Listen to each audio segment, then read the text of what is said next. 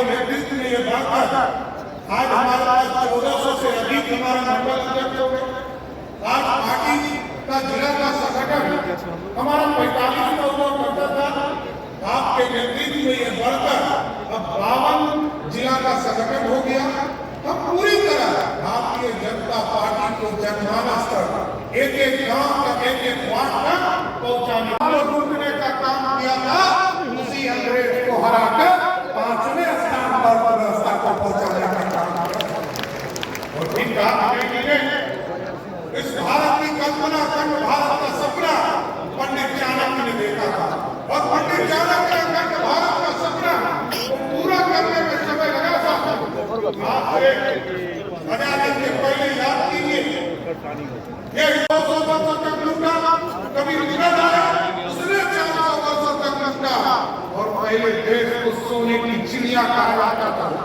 लोग कहते थे भारत सोने की चिड़िया है, जब भी कोई आता था लूट कर चला जाता था। लेकिन मोदी जी ने कहा अब सोने का शेर बनाएंगे जो दुनिया में दहाड़ने का काम करे।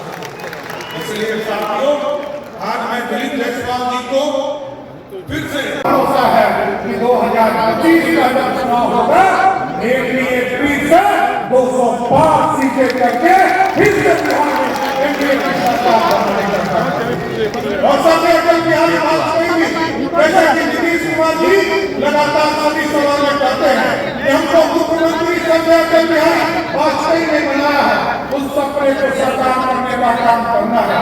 इसलिए एक एक भाजपा के कार्यकर्ता से आग्रह करूंगा, एक एक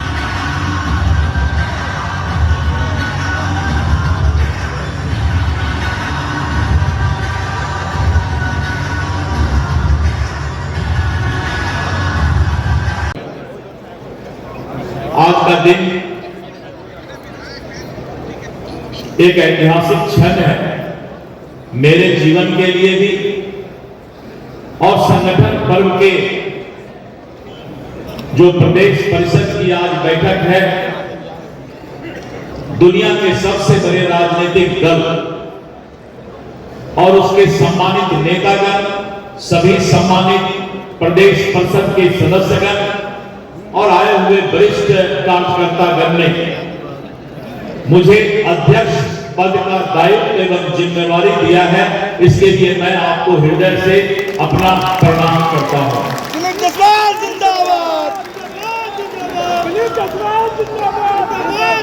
हर वक्त इस बात को हम सभी समझते हैं, भारतीय जनता पार्टी के कार्यकर्ता समझते हैं कि पद एक जिम्मेवारी होता है, और जो जिम्मेवारी के चुनौती को स्वीकार करता है, संगठन उसी को ये पद देने का काम करता है, दायित्व देने का काम करता है। इसलिए मैं सभी वरिष्ठ मंचासीन नेतागण और आप सभी का हृदय से धन्यवाद देता हूं, अभिनंदन करता हूं। मित्रों, मैं जब आज से 7 महीना पहले जुलाई के महीने में प्रदेश अध्यक्ष के पद का जिम्मेवारी लिया था, तो मैंने कहा था कि प्रदेश अध्यक्ष के घर का और ऑफिस के दरवाजा में कब्जा नहीं होना चाहिए। सभी कार्यकर्ताओं के लिए प्रदेश अध्यक्ष का दिल का भी दरवाजा भी खुला रहना चाहिए, कार्यकर्ताओं का सम्मान होना चाहिए। और मैंने भरसक अभी तक प्रयास किया है कि एक एक कार्यकर्ताओं को कैसे सम्मान दिया जाए, एक एक कार्यकर्ताओं का कैसे दिल जीता जाए, इसका प्रयास मैंने विगत कुछ महीनों में प्रयास करने का काम किया है। एनडीए का जो संयुक्त कार्यकर्ता सम्मेलन का शुरुआत हुआ, तो मुझे सौभाग्य प्राप्त हुआ कि करीब करीब अभी तक 6 जिला बचा है। अगर संगठन का जिला लें तो 46 जिला मुझे जाने का संयुक्त कार्यकर्ता सम्मेलन में अवसर मिला। और इसी कार्यकर्ता सम्मेलन के, एनडीए के कार्यकर्ता सम्मेलन के बहाने एक लोगों से मेरी मुलाकात हुई, और जिला में संगठन के साथ भी मुझे आपसे मिलने का मौका मिला। मित्रों, भारतीय जनता पार्टी जिस तरह की बातें सभी लोगों ने कहा कि दुनिया के सबसे बड़ा राजनीतिक दल है और उस दल में आज प्रदेश अध्यक्ष का जिम्मेवारी मेरे लिए और मेरे जीवन के लिए इससे बड़ा कोई चुनौती और अवसर नहीं हो सकता। अगर चुनौती है तो अवसर भी है और उस अवसर को 2025 में धरातल पर उतारना सबसे बड़ी जिम्मेवारी आप सभी कार्यकर्ताओं के साथ मेरे नेतृत्व में ये काम होना है।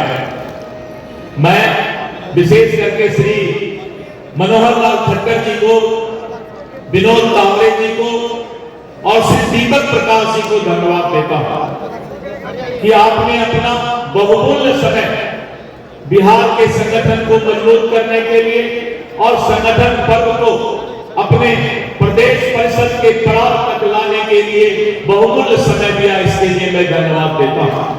मैं धन्यवाद देता हूं श्री सम्राट चौधरी जी को, श्री विजय सिन्हा जी को एवं उनके साथ बैठे सभी नेताओं को जिन्होंने प्रस्तावक बनकर मेरे नाम का नामांकन मुझे करने का अवसर दिया। इसके लिए भी मैं धन्यवाद देता हूं।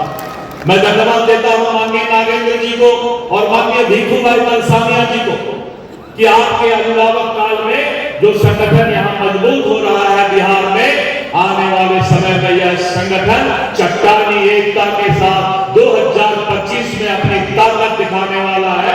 इसलिए मैं आपको धन्यवाद देता हूं। और मित्रों, बहुत सारी बातें हमारे पूर्व के वक्ता ने बताया, मैं उसको दोहराना नहीं चाहता, लेकिन मैं आपसे वादा करना चाहता हूं कि आने वाला समय हम बूथ स्तर तक के कार्यकर्ताओं को संगठन के मुख्य धारा से जोड़कर और भी संगठन को मजबूत करने का काम करेंगे। मैं आपसे ये वादा करता हूं कि आपका साथ मिले तो आने वाले समय में ये विशाल जो हमारा संगठन है पूरे बिहार के अंदर बूथ स्तर तक मजबूत होने का काम करेगा। कुछ भाषण के शब्द हैं जो मैं आपको बताना चाहता हूं कि भारतीय जनता पार्टी एक सदृढ़, समृद्ध एवं शक्तिशाली राष्ट्र के रूप में भारत विश्व पटल पर स्थापित हो, इसके लिए कृत संकल्प है। भारत को एक समर्थ राष्ट्र बनाने के लक्ष्य के साथ भारतीय जनता पार्टी का गठन 6 अप्रैल 1980 को नई दिल्ली के कोटला मैदान में आयोजित एक कार्यकर्ता अधिवेशन में किया गया, जिसके प्रथम अध्यक्ष श्री अटल बिहारी वाजपेयी जी निर्वाचित हुए। अपनी स्थापना के साथ ही भारतीय जनता पार्टी ने अंतर्राष्ट्रीय, राष्ट्रीय एवं लोकहित के विषयों पर मुखर रहते हुए भारतीय लोकतंत्र में अपनी सशक्त भागीदारी दर्ज की एवं भारतीय राजनीति को नया आयाम देने का प्रयास किया। हम लोग कहते हैं कि कर्तव्य के दुर्नित पथ को हमने श्वेत से सींचा है, कभी कभी अपने अश्रु और प्राणों का भी अर्घ दिया, किंतु अपनी ध्येय यात्रा में हम कभी भी रुके नहीं, किसी चुनौती के सम्मुख हम कभी झुके नहीं। ये भारतीय जनता पार्टी के कार्यकर्ताओं का हमारा जो है पहचान है। मित्रों, भारतीय जनता पार्टी सिद्धांतों और आदर्शों पर आधारित राजनीतिक दल है। यह किसी परिवार पात्र है कि आपने सब ने मिल करके सर्वसम्मति से अपने प्रदेश के अध्यक्ष का चुनाव किया है। आपको बहुत बहुत बधाई। इस कार्य को करने में संगठन के जितने भी प्रमुख नेता होते हैं, कार्यकर्ता होते हैं, उन सबकी बड़ी भूमिका होती है।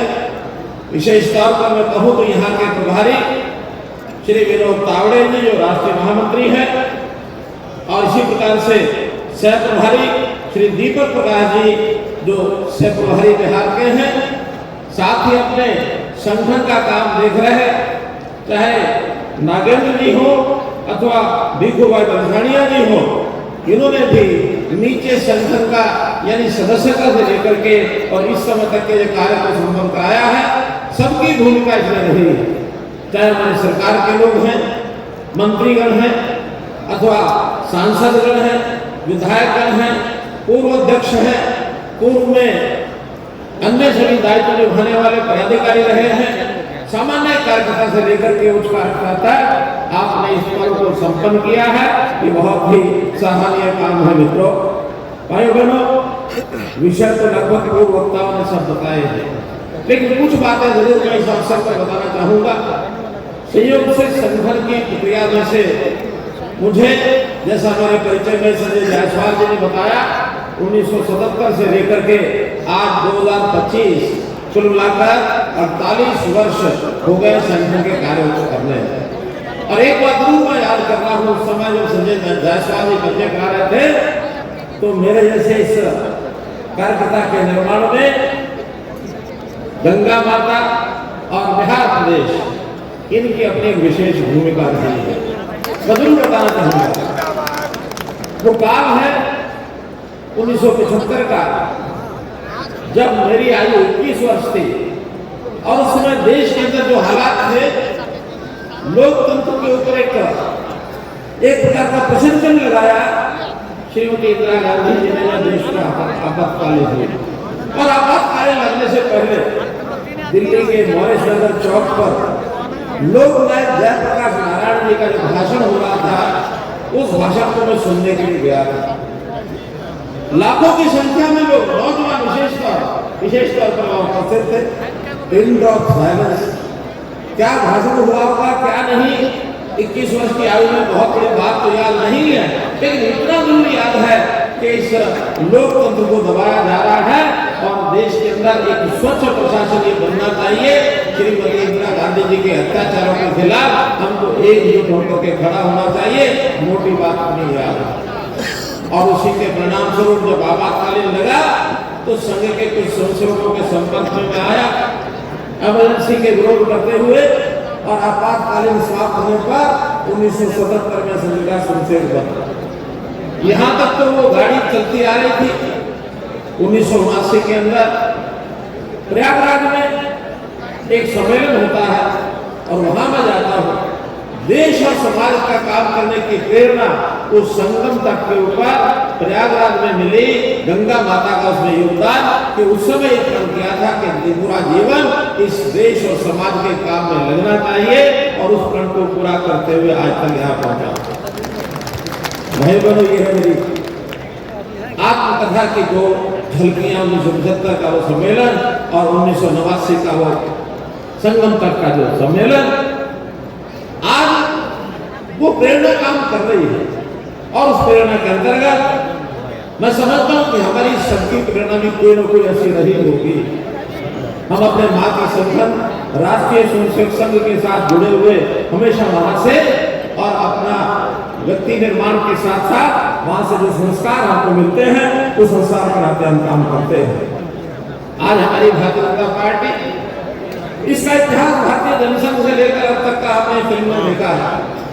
जनसंघ का उस समय कोई हम देश पर शासन करेंगे, प्रदेशों में शासन करेंगे, दूर तक भी विचार नहीं था। विचार एक ही था कि देश का शासन कांग्रेस ने पकड़ लिया है, जबरदस्ती शासन को करने के लिए ऊपर करके बैठ गए। कोई लोकतांत्रिक तरीके से सरकार नहीं बनी थी। पहली 1947 से देश आजाद हुआ, वो एक नियुक्ति की गई सरकार या सेल्फ इम्पोज कांग्रेस ने अपने आप को घोषित कर लिया कि हम सरकार बनाएंगे और सरकार बना करके आगे बढ़े। 1951 में पहला चुनाव होता है तो संघ परिवार के हमारे विचार के लोग, उन्होंने जनसंघ की स्थापना जब की, एक विचार था कि कहीं शासन निरंकुश होकर के न चल पड़े तो एक मजबूत विपक्ष की भूमिका हमको निभानी है, इसलिए चुनाव में जाना। लगातार ये काम करते करते और एक समय आया, सब कार्यकर्ताओं की मेहनत, परिश्रम, खून पसीना, उसके कारण से भारतीय जनता पार्टी की सरकार देश में प्रधानमंत्री श्री अटल बिहारी वाजपेयी जी के नेतृत्व में 1996 में पहली बार वो सरकार अपने किसी नेता और कार्यकर्ता के उसमें बनी। धीरे धीरे हम आगे बढ़ रहे हैं और आज हम इतने बढ़े हैं, आज देश में एनडीए की 20 प्रदेशों के अंदर सरकार है और तीसरी बार नरेंद्र मोदी जी के नेतृत्व में केंद्र में भी हमारी सरकार बनी। 14 प्रदेश ऐसे हैं जहां शुद्ध भारतीय जनता पार्टी की सरकार बनी। जब सत्ता में होते हैं तो सत्ता में आने के बाद सत्ता किस प्रकार से चलाई जानी चाहिए, ये आभास हमारे उन पूर्वजों को भी था जिन्होंने इस पार्टी को खड़ा किया। पंडित दीनदयाल उपाध्याय, उनसे किसी ने पूछा, पत्रकार ने पूछा, कांग्रेस शासन कर रही है, शासन करते करते और ये शासन को भोगने लग गए हैं, भ्रष्टाचार पैदा हो गया है और कई प्रकार की गिरावट कमियां इसमें आ गई। कल्पना करो कि वो जनसंघ अगर सत्ता में आएगा और जनसंघ में कमियां आएंगी तो आप क्या करोगे? प्रश्न सामान्य था, उत्तर बड़ा गंभीर था। गंभीरता से उनका के देखिए, जनसंघ हमारा लक्ष्य नहीं है, हमारा लक्ष्य देश और देश का समाज, उसकी सेवा ये लक्ष्य है। हम जनसंघ में रहते हुए सत्ता में आ गए और सत्ता में आने के बाद ये कमियां आ गई तो जनसंघ हमारे लिए गाजर की बीन है। जब तक बजेगी बजाएंगे, जिस दिन बजना बंद हो जाएगा उस दिन खा जाएंगे, एक नई गाजर की बीन बनाएंगे और उसको बजाएंगे। मित्रों, ये संगठन, ये पार्टी, इसके माध्यम से हमको देश की सेवा करनी है, समाज की सेवा करनी है। कांग्रेस ने सत्ता को हमेशा भोगने का एक साधन माना है, सत्ता के माध्यम से भ्रष्टाचार किया है, स्वार्थ जगाया है, मैं मेरा घर, इस प्रकार से चले हैं। लेकिन भारतीय जनता पार्टी, हमारे नेता हमेशा सत्ता को सेवा का माध्यम मानते हैं। आज मैं दावे से कह सकता हूं कि भारतीय जनता पार्टी के नेतृत्व में सरकार है, ये जो सत्ता और भ्रष्टाचार, सत्ता और इस प्रकार का जो एक स्वार्थ ऐसा जो जागा था, इसको अलग अलग कर दिया है। अब कॉम्बिनेशन सत्ता का और सेवा का बना है। इस कॉम्बिनेशन को आने वाले समय में कोई तोड़ नहीं सकता, कोई नहीं तोड़ पाएगा। तो हम लोगों को उसी भाव से आगे बढ़ना है। आज हम बिहार के अंदर बैठे हैं। बिहार का अपना एक इतिहास है, अपनी विरासत है। हम यहाँ प्राचीनतम काल ऐसा जो हमारे यहाँ पर ज्ञान का केंद्र है, शिक्षा का केंद्र है, संतों का, महापुरुषों का, मुनियों का केंद्र है, बौद्ध मत, जैन मत, कितने ही हमारे स्थान जो हमको न केवल हमको बल्कि देश और दुनिया के लोगों को प्रेरणा देते हैं। ऐसे स्थान के हम वारिस हैं और इन स्थानों पर हमारा जो देश, हमारा जो प्रदेश, इसकी सेवा को आगे कैसे बढ़ाना है। एक बात कभी कभी बड़ा कष्ट देती है, देश बड़ा है, छोटे बड़े सब मिलाकर 35 प्रदेश और हमारे केंद्र शासित प्रदेश है, उसमें बिहार भी एक है। बिहार का नाम जितना ऊंचा है, लेकिन जब हम तुलना करते हैं सारे देश के सब प्रांतों की, तो बिहार कहीं ना कहीं आज भी बहुत पीछे रह गया। आज बिहार उद्योग में पीछे रह गया, आज बिहार जो है हमारे साधनों में पीछे रह गया। हमारे यहाँ रोजगार जितना बाकी प्रदेशों में खड़ा हो रहा है उतना बिहार में खड़ा नहीं हुआ है। अब हमने प्रारंभ की है अपनी पारी, तो अपनी पारी जो प्रारंभ की है तो मैं निश्चित रूप से अपेक्षा करता हूँ कि जो देश की गति है उस गति के साथ कदम से कदम मिलाकर चलने का काम हमारी सरकारों को करना यहाँ है। और उसको करने के लिए ये जो कार्यकर्ता इतना बड़ा वर्ग बैठ रहा है, बंधु बैठे हैं, इनकी भूमिका बहुत ही एक जोरदार भूमिका यहाँ से शुरू होनी चाहिए। सरकारों ने क्या क्या काम किए? सबसे पहले केंद्र सरकार में, मोदी सरकार ने पिछले 11 वर्ष के अंदर जो काम किए हैं समाज हित के अंदर, उन सबको हम अपनी इकाइयों के माध्यम से, मंडलों के माध्यम से, जिलों के माध्यम से, स्थानीय समिति बूथ के